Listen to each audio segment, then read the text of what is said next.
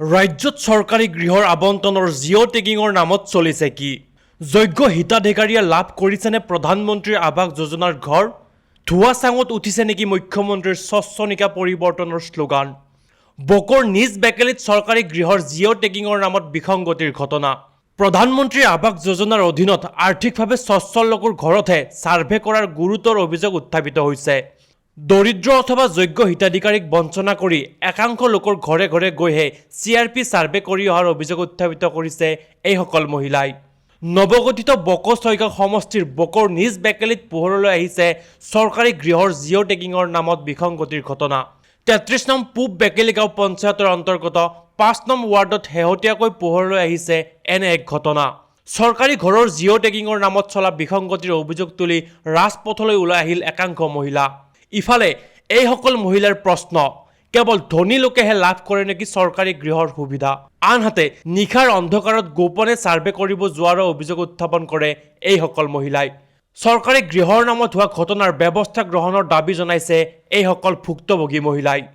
আমাৰ 33 নং পূব বেকেলি গাঁও পঞ্চায়তৰ 5 নম্বৰ ৱাৰ্ডৰ আমাৰ এটা বিসংগতি হৈছে, যি মানে চৰকাৰী ঘৰ অহাৰ বিসংগতি হৈছে। এই মানে বিসংগতিটো কেনেকুৱা হৈছে, আমাৰ এই বুথ কমিটিসকলে নাম্বাৰ চিলেকশ্যন কৰিছে। এতিয়া 20 জনৰ নাম্বাৰ চিলেকশ্যন কৰি তাহাঁতে মানে গধূলি যাই জমা দিছে। আমাৰ মানে যিটো CRP আছে ধনদা কৈৱৰ্ত তাত আহি দেওবাৰে আহি সিহঁতে কি কৰিছে, মানে গোটেই ঘৰে ঘৰে যায় যিকেইটাৰ নাম দিছে সেইকেইটা প্ৰথমতে কৰিছে। তাৰপিছত যিবিলাকে কৰা মানে বেলেগ নাম নোহোৱা কৰিছে সেইবিলাকৰ কি হৈছে জানানে, কাৰোবাই হাতত টানি লৈ গৈছে, কাৰোবাই ধৰ আগবিতে আমাৰ ঘৰত যাওক, তেনেকৈ মানে বস্তুখিনি ছাৰ্ভেটো কৰিছে। তাৰপিছত সেনেকৈ বাচি বাচি বহুতো এনেকৈ কৰি পিছত অহা নাই। আৰু পিছত আজি আহিম কয়, কালি আহিম কয়, মানুহখিনিক ঠগি থাকে। ঠগি থকাৰ পিছত কেতিয়াবা গধূলি আহে, গধূলি অহাৰ পিছত তেনেকৈ মানে গধূলি কৰি গুচি যায়। আমি গ'লে কি নাহে, আমি নোৰোঁ আজি কৰিব, সময় নাই আমাৰ, দেৰি হৈছে এনেকৈ। এতিয়াতো নাহে বুলি কৈ আছে যিহেতু 7 তাৰিখ আজি, গতিকে সেইটো বন্ধ, অফিচটো বন্ধ হৈছে। বন্ধ হোৱাৰ পিছত আমিতো কৰি লাভেই নাই এতিয়া। নিজ বেকেলি গাঁৱত বুথ কমিটিৰ মিটিঙত প্ৰতিবাৰে আহোঁ। আহিলে কিছুমান বাইদেউ আহে নহয়, বিজেপিৰ ফালে ডাঙৰ ডাঙৰ লিডাৰ আহিলে কয়, গাঁৱৰ যিগিলান পাব লগা মানুহ বিবাহ বিচ্ছেদ, বিধৱা হৈ থকা, অবিবাহিতা, সেইগিলান পাব লাগে।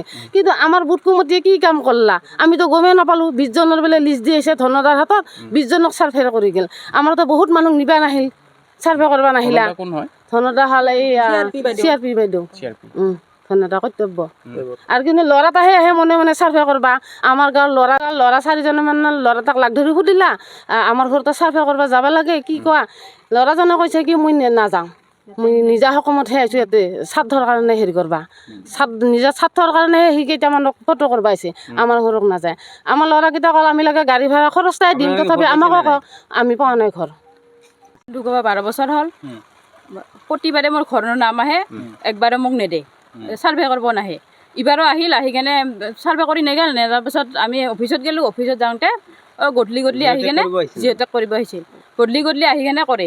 এতিয়া আপুনি কি আহ্বান জনাব? আমাক সকলোকে ঘৰ লাগে। আমি এই বিবাহ বিচ্ছেদ হৈ অহা মানুহ, তাইকো ঘৰ লাগে, বিধৱা মানুহ লাগে, ইহঁতেও ঘৰ নাই। মানে যোনে পাব লাগে তেওঁ পোৱা নাই, আৰু যাই পাব লাগে পোৱা নাই। আৰু এটা গোষ্ঠী সম্পৰ্কত মই সৰুৰ ঘৰতহে আছোঁ, 4 বাটাম খোৱা ঘৰত। মোক মাটি জুখি দিছোঁ, মই যাব পৰা নাই ঘৰ বান্ধিব নোৱাৰাৰ কাৰণে। ল'ৰা ছোৱালীটো মোৰ সৰু আছে। বকৰ পৰা Dhanmoni Medhi, news desk report.